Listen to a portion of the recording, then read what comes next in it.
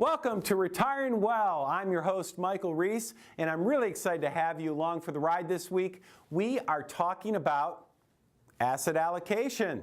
I know it doesn't sound very exciting, but think about it this way. You ever talk to a real estate investor, someone who's really good at real estate?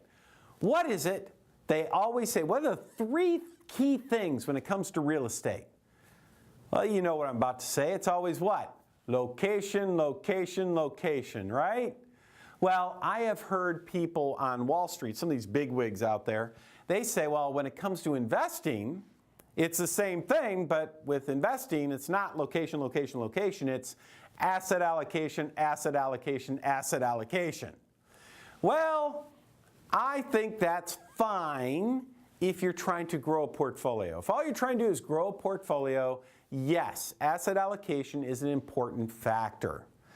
But I got to tell you this, if you're retired, if you are nearing retirement, it goes a lot deeper than just asset allocation. And it's really important you understand this because you don't want to make mistakes in this area. So make sure you grab a pen and paper, grab a cup of coffee, because Retiring Well starts right here, right now. Retiring Well with Michael Reese, helping you make smart decisions with your money so you can live a better life. Today is the day you can take back control of your money. Retiring Well with Michael Reese, where we believe your best is yet to come.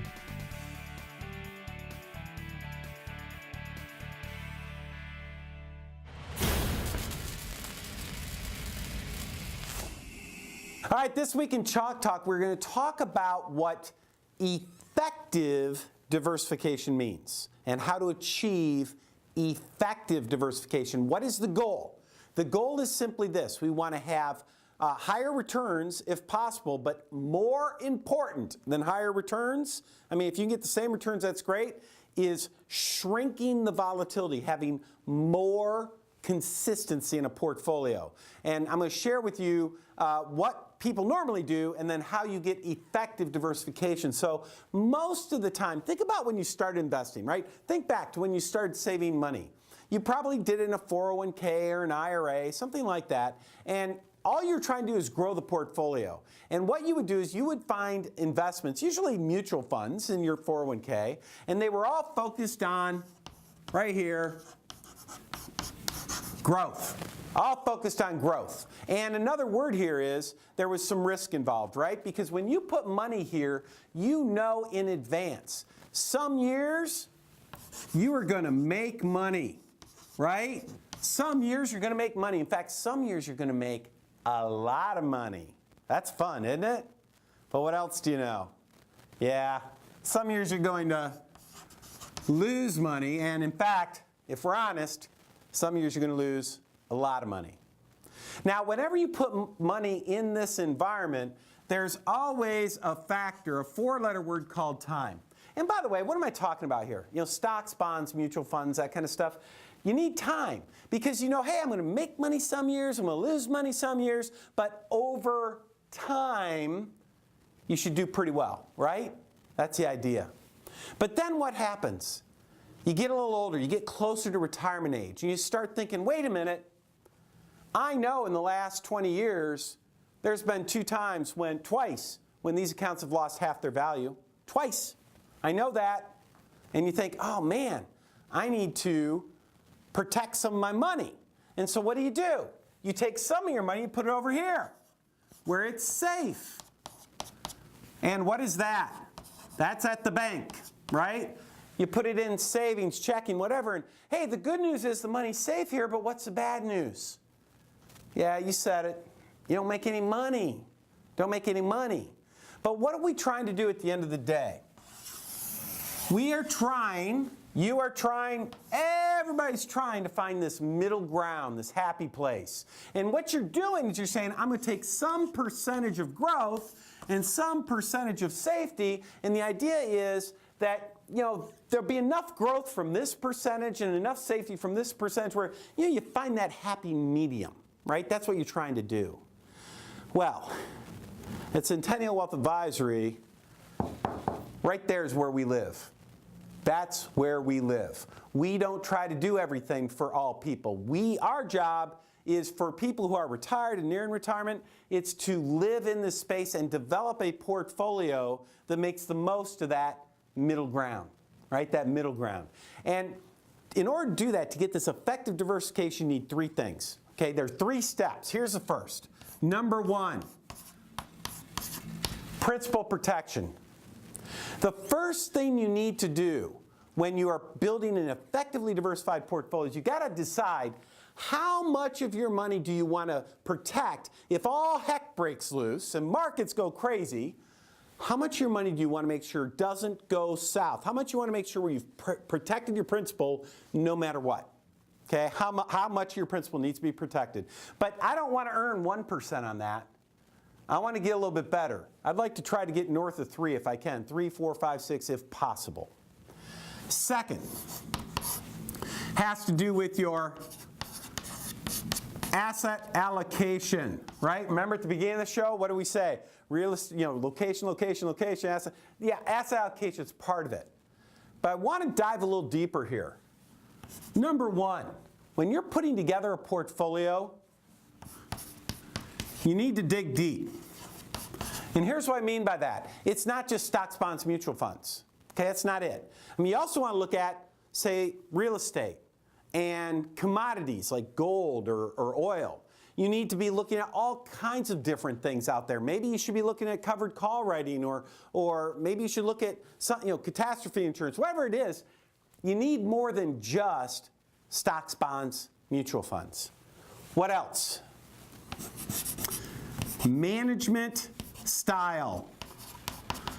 You need to diversify across management style. Different managers manage money differently. You could have one manager does large company stock, and what they do is they say, these stocks I think are undervalued. And that's how they buy their stocks. Another manager in large company stocks may go with the trend, say, oh, those stocks are up, I'm buying. Oh, now they're down, I'm selling. They own the same stocks a lot of times, but their returns are different. In any given year, one's better than the other. But the key is when you put them together, it's more consistent, more consistent. And then third, I'm going to call it placement. Now, placement means simply this, and this is something a lot of people don't talk about. You need to have the right assets in the right places. You don't put, if you have IRAs and after-tax accounts both, there's certain assets that just work better in IRAs and certain assets that work better in non-qualified. If that makes sense. Placement. And at the end of the day, third, make sure you're looking at alternatives. There are a lot of types of alternatives out there. There's many different types. And depending on your circumstances, some might work better than the other. But they play a role. At the end of the day, when you live in this world and you build effective diversification, then what you're able to do is you're able to make things more consistent, protect yourself better against the down years, still make good money in the up years. And the question you really have to ask yourself is, have you had this conversation with your advisor? And if you're doing it yourself, maybe you're managing your own 401k, your own IRA, I promise you aren't doing this stuff. Probably worth the phone call, probably worth coming in to visit to see if something like this could benefit you with your planning.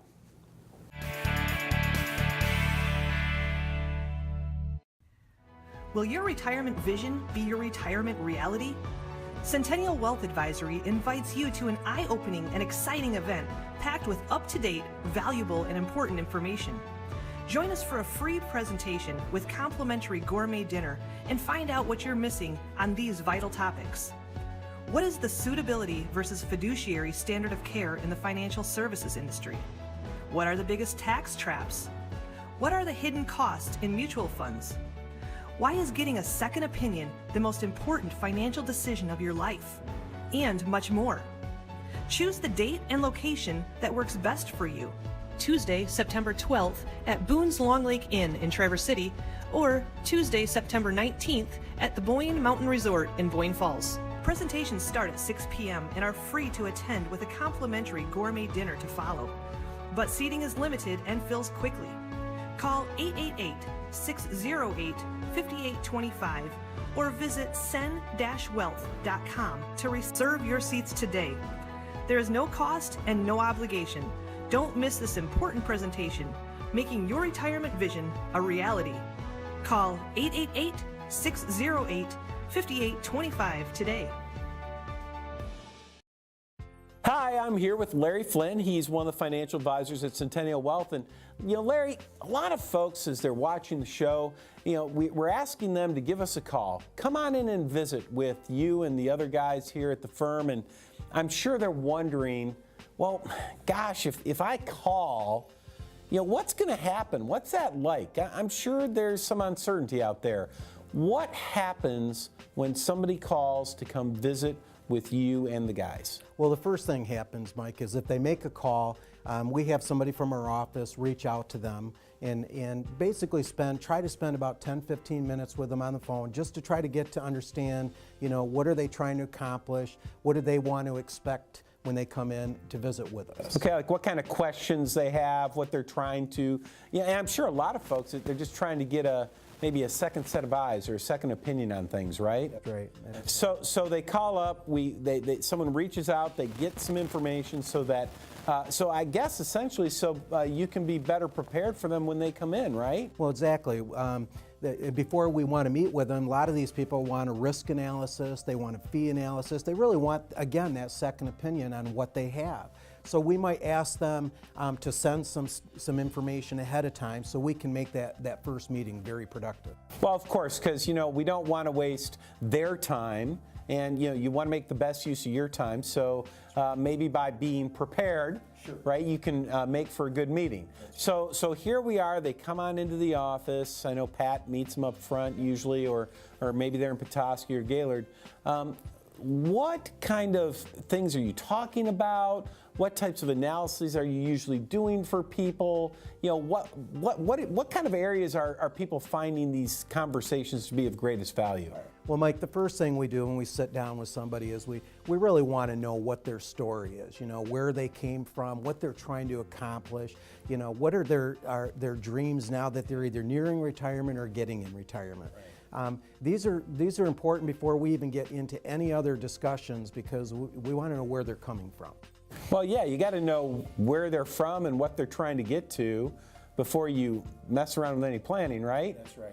So once you get through that, what are some of the things that you find yourselves typically talking about with the folks that come visit? Well, the most important conversation, of course, is how do they feel about investing in the first place? Before we even talk about anything, how much risk are they willing to live with? How much are they willing to lose in just a given year?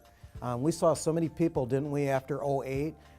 They had that conversation with the advisor. They put them in a conservative portfolio, and the people lost 30-40% and had no clue they were taking that kind of risk on. We're not going to let that happen. So basically, you're trying to help learn about their situation, learn what they're trying to accomplish, give them a full analysis to make sure that they're on target, and if they're not, I'm assuming you give them ways that they could fix things. That's right. All right, fantastic. So folks, there you have it. Sounds like a pretty comfortable meeting to me. Any arm twisting going on there, Larry? No arm twisting. Of course not. I didn't think there was. Again, if you want to visit with the guys, just pick up the phone. The number's on the screen. We'd love to see you in the office. Love to see if we can help you out. You've worked hard for your money and your best is yet to come. You've reached a point where you don't put your money at risk anymore. The road ahead doesn't scare you because your money is secure and working for you. Centennial Wealth Advisory, portfolio stability, tax reduction strategies, lifetime income, financial security in any economy.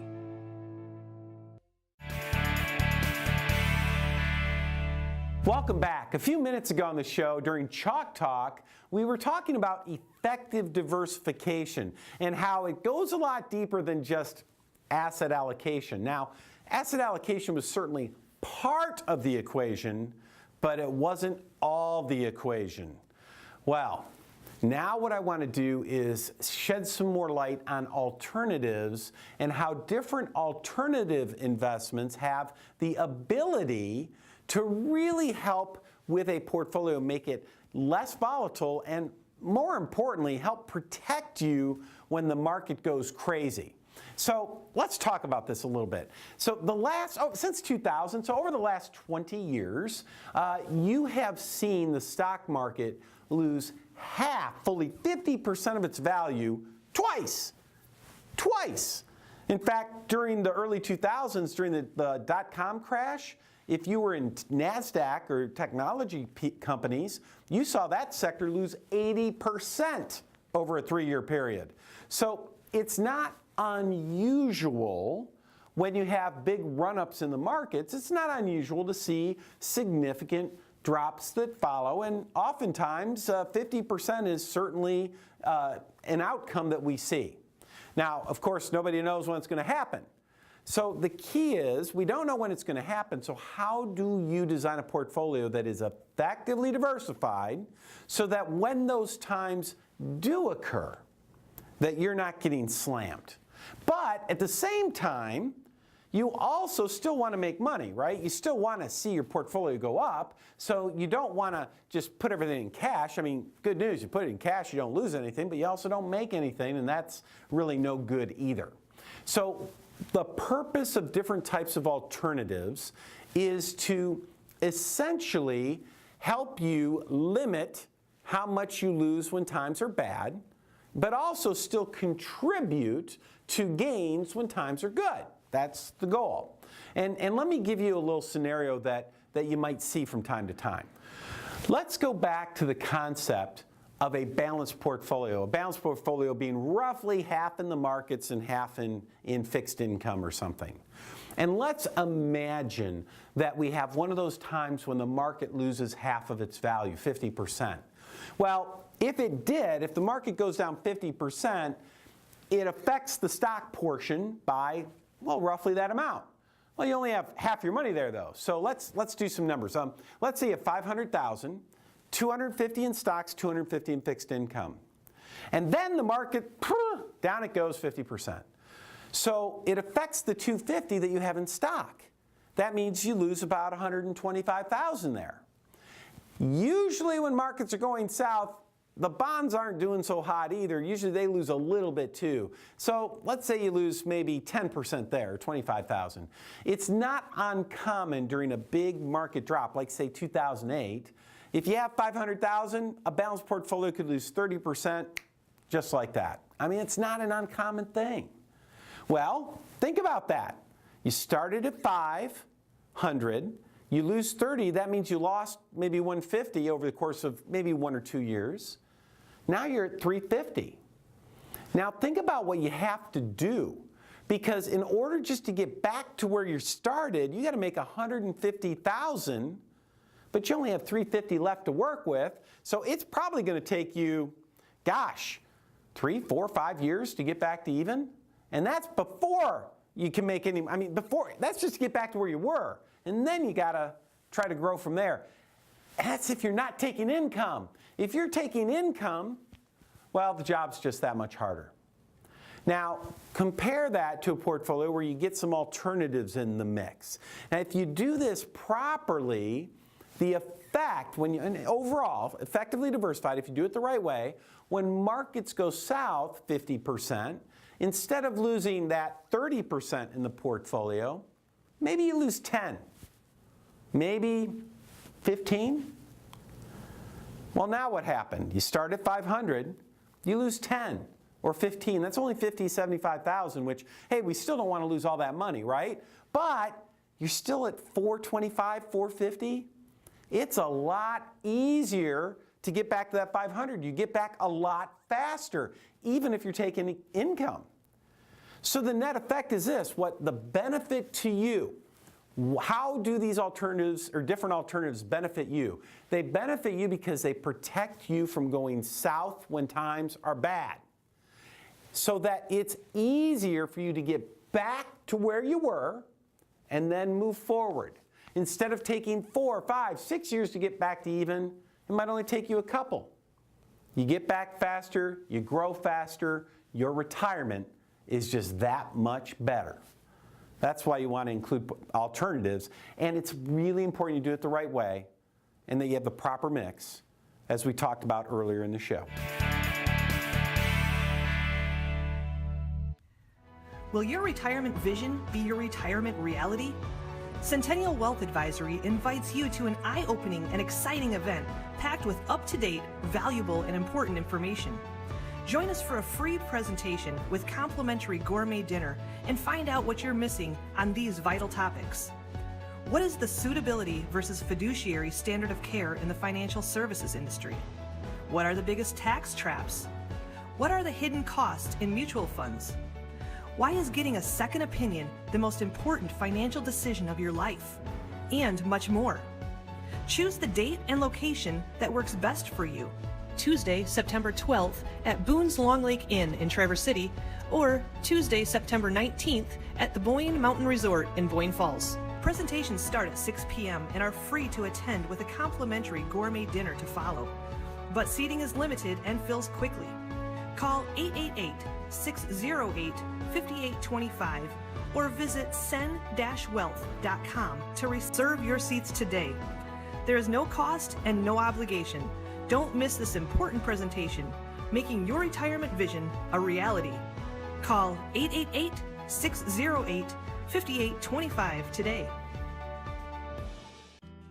Hi, I'm here with Larry Flynn. He's one of the advisors at Centennial Wealth Advisory. And Larry, I know you and the other advisors, they do a lot of public discussions, a lot of public seminars on financial matters regarding retirement planning. Can you share with our viewers a little bit more about, what do you talk about, and what kinds of topics can they expect to hear you speak on? Mike, we put on a 1-hour presentation, and I'll talk about a number of various topics, from taxes to the new fiduciary standard of care, just a number of things that we believe are critical in making somebody's retirement vision a reality. So this is all about getting them good information in today's world on a variety of retirement topics. That's right.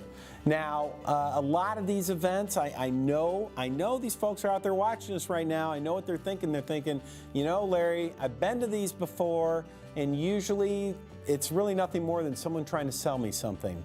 Can you maybe respond to people that think about that? Yeah, I'm really surprised by that. I hear that all the time. Hey, I went to these before. They hard sold me. They were trying to pressure me into making an appointment with them.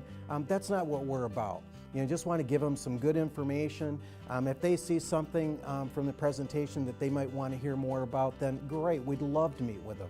But we're not going to meet with somebody that doesn't want to meet with us. We're not going to hard sell them into having to come to our office. Yeah, why waste time chasing down people who don't want to talk to you anyway, right? That's right. Well, that sounds great. So, Larry, I know you do these throughout all of northern Michigan. For those folks watching that think, hey, I'd like to attend that. Does it cost anything, by the way? No cost. So they're free. So they think, okay, it's free to go. I'd love to go, learn a little bit, maybe have a nice dinner. How do they find out more information, like when these events are and how to register? What do they need to do? Well, they can call the number they've been seeing on the screen during the program. Okay. They can visit the website, www.sen-wealth.com. All right. Yep. So website, phone number, either way, they can get all the information they need. Is that right? There you go. All right, there you go, folks. Sounds to me like it'd be worth your time to attend. You've got nothing to lose. And hey, maybe you'll find out some great information that helps you make your retirement better. Thanks, Larry.